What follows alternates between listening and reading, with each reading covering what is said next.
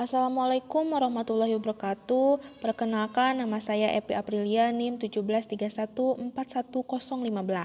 Nah, di sini saya akan memaparkan tentang uji non-parametrik menggunakan SPSS. Langsung saja, uji non-parametrik yang akan dibahas kali ini yaitu yang pertama ada uji Mann-Whitney U dan yang kedua adalah uji Wilcoxon. Langsung saja kita bahas yang pertama uji Mann-Whitney U. Nah, konsep dasar dari uji ini yaitu bertujuan untuk mengetahui ada tidaknya perbedaan rata-rata dua sampel yang tidak berpasangan. Yang kedua adalah jumlah sampel yang digunakan tidak harus sama.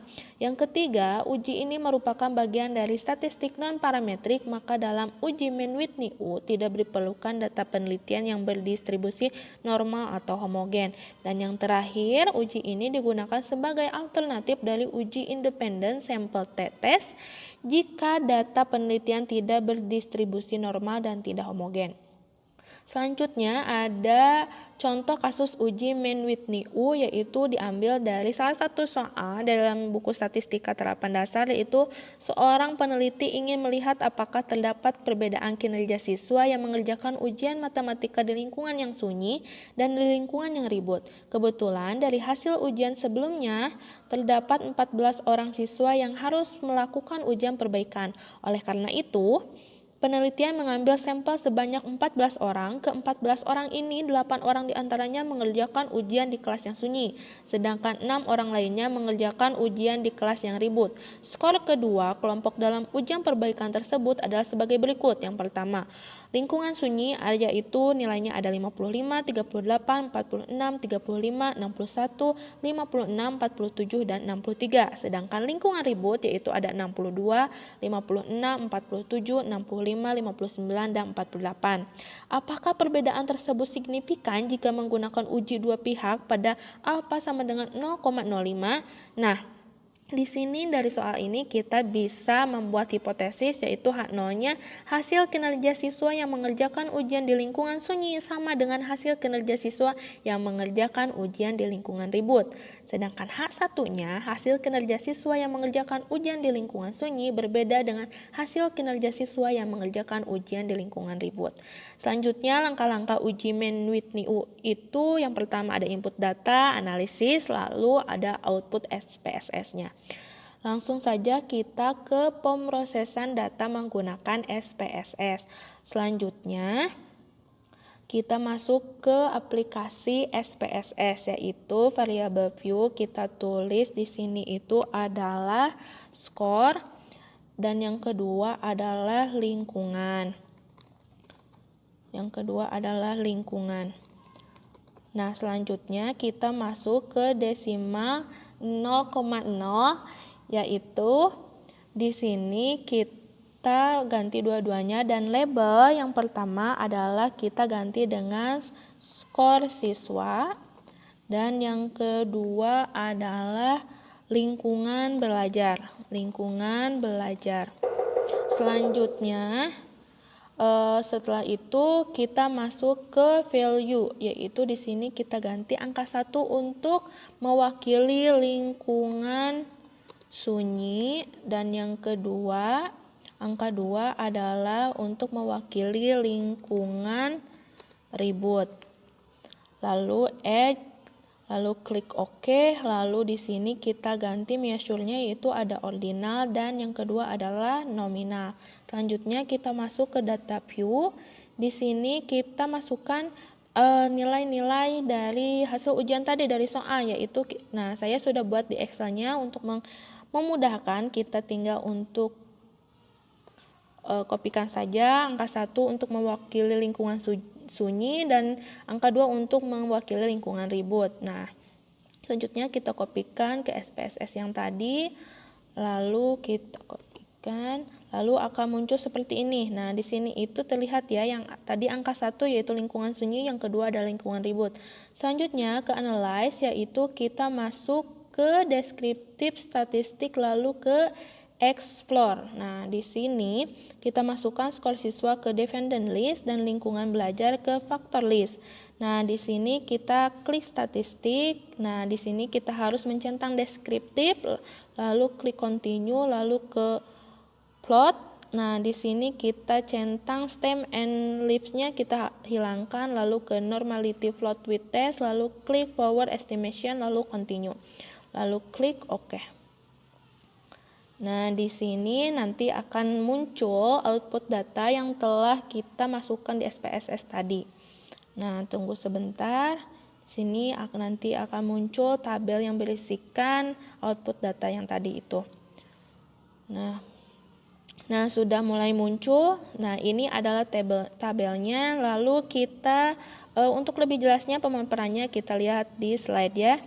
Lalu di sini itu berdasarkan hasil tersebut data dapat dilihat dari data deskriptif bahwa nilai rata-rata skor siswa yang belajar di lingkungan yang sunyi adalah 50,13, sedangkan rata-rata skor siswa yang belajar di lingkungan ribut adalah 56,17. Selanjutnya kita masuk ke perhitungan selanjutnya, yaitu kita ke analyze, lalu klik non-parametric test, lalu ke legacy dialog, lalu ke to independent sample. Nah, di sini kita masukkan skor siswa ke test variable list dan lingkungan belajar ke grouping variable. Lalu kita define group, di sini kita grup satunya isi 1 dan grup 2 isi dengan angka 2, lalu continue. Lalu kita setelah itu ke option kita klik deskriptif, lalu ininya tetap di exclude case test by test, lalu continue. Nah, di sini jangan lupa dicentang main with new-nya, lalu klik OK. Setelah itu nanti akan muncul kembali. Nah, ini adalah tabel hasil dari data yang barusan. Nah, untuk penjelasannya kita masuk lagi ke slide yang tadi. Nah, di sini untuk pengambilan keputusan dari tabel yang tadi itu, kita mempunyai dasar pengambilan keputusannya. Yang pertama, jika nilai asim-sig kurang dari 0,05 maka H0 ditolak. Jika nilai asim-sig lebih besar dari 0,05 maka H0 diterima. Pengambilan keputusan berdasarkan output tes statistik diketahui bahwa nilai asim-sig Tooth-Hallett sebesar 0,196 lebih besar dari 0,05, maka dapat dikatakan bahwa H0 diterima atau hasil kinerja siswa yang mengerjakan ujian di lingkungan sunyi sama dengan hasil kinerja siswa yang mengerjakan ujian di lingkungan ribut. Selanjutnya ada uji Wilcoxon. Di sini konsep dasarnya yang pertama, uji ini untuk mengetahui ada tidaknya perbedaan rata-rata dua sampel yang saling berpasangan. Yang kedua, penelitian ini digunakan dalam data penelitian yang digunakan dalam uji Wilcoxon idealnya adalah data berskala ordinal atau interval. Yang ketiga, uji ini merupakan bagian dari statistik non-parametrik, maka dalam uji Wilcoxon tidak diperlukan data penelitian yang berdistribusi norma. Dan yang terakhir, uji ini digunakan sebagai alternatif dari uji variance sample t-test jika data penelitian tidak berdistribusi norma. Selanjutnya, kita ada contoh kasus uji Wilcoxon, yaitu 11 orang pria merespon suatu angket sikap yang dirancang untuk mengetahui kecenderungan mereka dalam memandang wanita sebagai perannya yang bersifat stereotip. 1 bulan kemudian, mereka diajak menonton film yang mengilustrasikan cara-cara di mana wanita seringkali diperlakukan secara tidak adil dibandingkan pria. 4 bulan kemudian, 11 subjek tersebut merespon kembali angket sikap. Skor-skor respon subjek sebelum dan sesudah menonton film adalah sebagai berikut. Yang sebelum ada 21, 25, dan hingga nilai yang terakhir yang ke-11 adalah 22. Dan yang sesudahnya ada 13, 26, dan seterusnya sampai yang nilai ke-11-nya itu ada nilainya itu 18. Ujilah data tersebut pada alfa sama dengan 0,05. Bagaimana kesimpulan penelitian tersebut? Nah, dari soal ini kita bisa membuat hipotesis. Yang pertama, H0-nya itu sikap pria dalam memandang wanita sebagai perannya yang bersifat stereotip sebelum dan sesudah menonton film ilustrasi adalah sama. Sedangkan H1, sikap pria dalam memandang wanita sebagai perannya yang bersifat stereotip sebelum dan sesudah menonton film ilustrasi terdapat perbedaan. Nah, selanjutnya langkah-langkah uji Wilcoxon masih sama, yaitu yang pertama input data, analisis, selanjutnya output SPSS. Nah, kita langsung ke pemrosesan data menggunakan SPSS. Kita masuk ke SPSS-nya, lalu kita ke variable view. Di sini kita tulis sebelum, dan yang ini sesudah. Nah, di sini kita desimalnya ganti jadi 0 dan di sini juga ganti menjadi 0. Nah, di sini untuk labelnya yang pertama itu kita tuliskan sesudah menonton film ilustrasi, dan maaf, ini itu harusnya sebelum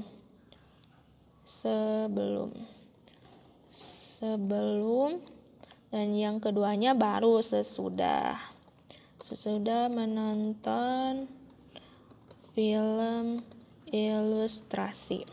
Nah, selanjutnya kita ke Miasul. Di sini isi dengan ordinal kedua-duanya, ordinal, lalu ke data view. Nah, di sini si hasil dari angkat itu dikopikan. Nah, di sini saya juga sudah membuat Excel-nya, kita tinggal kopikan saja.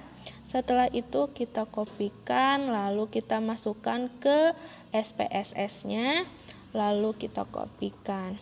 Nah, kita ke analyze, kita ke non parametric test. Nah, di sini ke legacy dialog, lalu ke to related sample.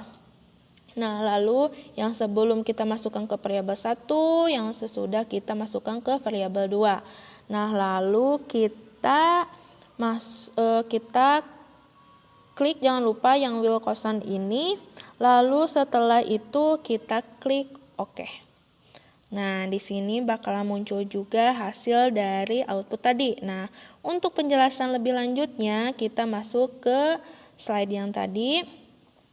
Nah, di sini yang dimaksud dari tabel ini negatif rank, positif rank, dan TIS adalah yang pertama negatif rank, yaitu selisih negatif antara hasil angka sikap pria dalam memandang wanita berdasarkan perannya sebagai stereotip sesudah dan sebelum menonton film ilustrasi. Di sini terdapat 8 data negatif yang artinya 8 pria hasil angketnya mengalami penurunan dalam memandang wanita sesudah menonton film ilustrasi dari nilai sebelum ke sesudah.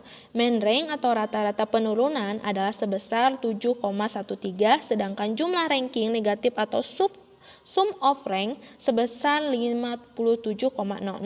Nah, untuk positif rank atau selisih positif antara hasil angket sikap pria dalam memandang wanita berdasarkan perannya sebagai stereotip sesudah dan sebelum menonton film ilustrasi, di sini terdapat 3 data positif N yang artinya ketiga pria hasil angketnya mengalami peningkatan dalam memandang wanita sesudah menonton film ilustrasi dari sebelum menonton film ilustrasi. Mean rank atau rata-rata peningkatan adalah sebesar 3,00, sedangkan jumlah ranking atau positif atau sum of rank adalah sebesar 9,00.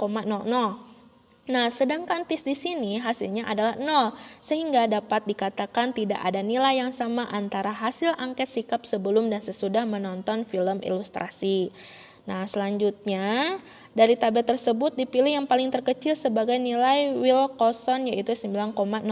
Dasar pengambilan keputusan dalam uji ini yang pertama, jika nilai asumsi kurang dari 0,05 maka H0 ditolak. Dan yang kedua, jika nilai asumsi lebih besar dari 0,05 maka H0 diterima. Nah, dari sini pengambilan keputusan berdasarkan output tes statistik diketahui bahwa nilai asumsi totaled sebesar 0,033 atau kurang dari 0,05, maka dapat dikatakan bahwa H0 ditolak. Atau terdapat perbedaan sikap pria dalam memandang wanita berdasarkan stereotip sebelum dan sesudah menonton film ilustrasi. Karena nilai Wilcoxon lebih kecil, maka dalam kesimpulan bahwa menonton film ilustrasi nyatanya mengakibatkan menurunnya sikap pria dalam memandang wanita berdasarkan stereotipnya. Nah, sekian penjelasan dari saya. Mohon maaf atas kekurangannya. Wassalamualaikum warahmatullahi wabarakatuh.